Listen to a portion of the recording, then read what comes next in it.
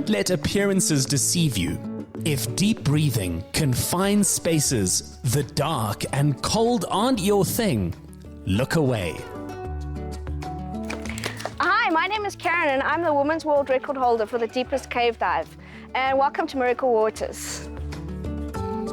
I started diving in 2001 while I was on holiday in the Eastern Cape. My parents bought me my first scuba diving course as a birthday gift. And I really enjoyed the experience. I've always enjoyed being in the water and swimming, and this was now just an opportunity to get to see what lay beneath the surface of the water. So I started cave diving in around 2007, and I must say it wasn't really something that interested me. It was only when one of my diving friends had come back from traveling abroad and needed a cave diving buddy that we started cave diving a lot more together.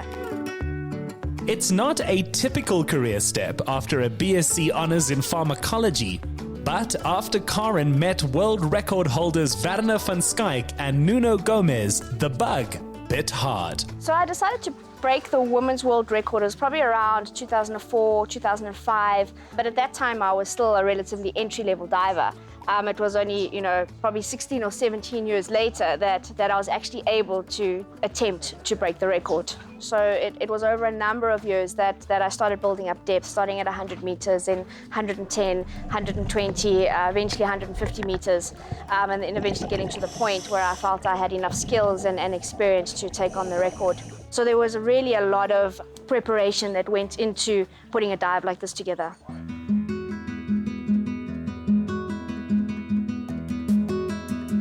So not all the dives you do are world record dives. This is where it all started, right here at the swimming pool. And 3, 2, 1, go.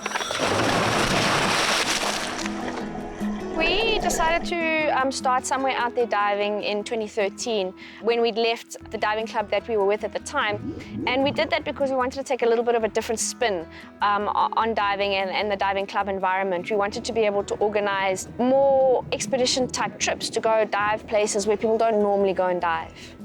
It's very fulfilling being able to transfer the skills that you have had for many, many years to somebody who has not had any exposure to those skills, and seeing them grow and how their confidence grows as they develop the skills. And I think for me it's about sharing my passion. I'm very passionate about scuba diving, and teaching others is an opportunity to share that passion and share that love of the sport with them. So one of the skills we're going to practice now, and we'll practice again once we get a little bit deeper, is mask clearing. They're really good teachers, and I find that their attention to detail and safety is the best I've ever found. Their focus on safety especially is something that's really comforting, and you're confident in your abilities. Instructors have a lot of background. They pretty much know everything there is to know about recreational diving, and a lot of technical side as well. With a deep record attempt, there are support divers, a doctor, and training as a unit is crucial. So it's really important for us to get together as a team now and again and do some dives, like we're doing today at Miracle Waters. It keeps our skills fresh, diving fit, getting in the water periodically, and also gets us, diving together as a team and working well as a team together. So in Miracles today, there's a few things that we're going to try and see if we can have a look at. There's a helicopter at about 32 meters. Hopefully we find it. There's also a tractor in here. There's an aeroplane. There's a bus, and there's a few other sort of little things that have been placed around in the water for divers to go look at. I really enjoy being in the water and scuba diving because it's really beautiful down there, and it's also very quiet and peaceful, and it's an opportunity to escape the real world for a while and really truly be in the present. With 9 support divers waiting at stages right down to 200 meters, it took thousands of collective deep diving hours to make this happen safely. So on the morning just before the dive, I was incredibly nervous. I had a million things going through my head of all the things that could potentially go wrong, and if they did go wrong, how would I manage them?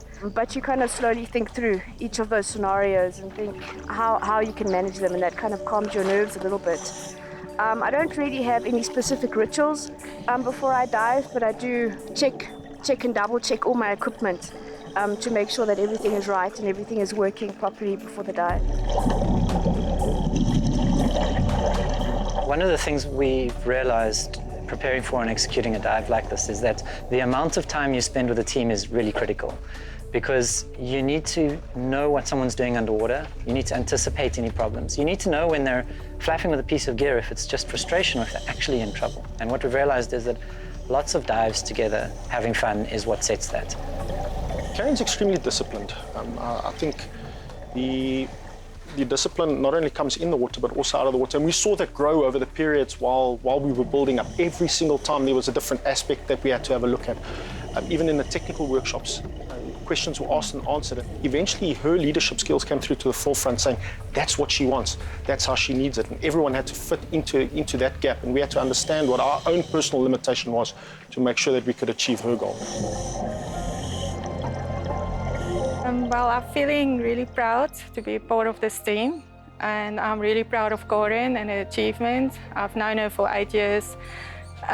In the beginning, I was really scared when she told me. I actually thought she was really crazy for attempting this, but I think she did very well, and I think the team as well worked very well. I'm very proud and honored. The feeling when I reached Karen at 60 meters to have a look and understand where everyone is safe. And for me personally, the feeling was ecstatic. I was extremely proud, and I still to this day I feel extremely honored to be part of this team. And the team, not only the team dynamics, but in and out of the water, it's a cohesive unit. The dangers at such depths include high-pressure nervous syndrome, decompression sickness, and not returning at all. The morning leading up to the world record dive was a really early start. The whole team was up at 4 a.m. in the morning to try and get the dive started as early as possible, because it was really a long dive. And it was really a tense atmosphere. My target depth was actually 250 meters, but I decided to stop at 236. I unclipped the record tag with the number on it, clipped it onto myself, and when I tried to ascend, I inflated my wings and nothing happened. So I started trying to pull myself up on the record line and trying to swim up.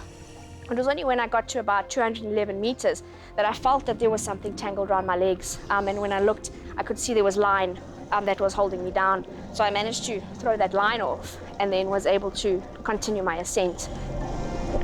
Breaking the record is only the half of it. To avoid a potentially fatal rapid release of nitrogen and helium in her blood, Karen had to rise slowly in stages. So at the end of the dive, when I eventually surfaced, so the total dive time was 7 hours and 18 minutes. And when I eventually popped my head out of the surface, it really was a huge relief. I'd spent a lot of time in the water. I was cold, I was hungry, and it really was just such a big relief to know that I'd accomplished this and that I'd got back from the dive safely and everything was fine. To many of us, a deep dive is a newspaper article too long to read over coffee. Thanks to Karen, the term has a real challenge and danger again.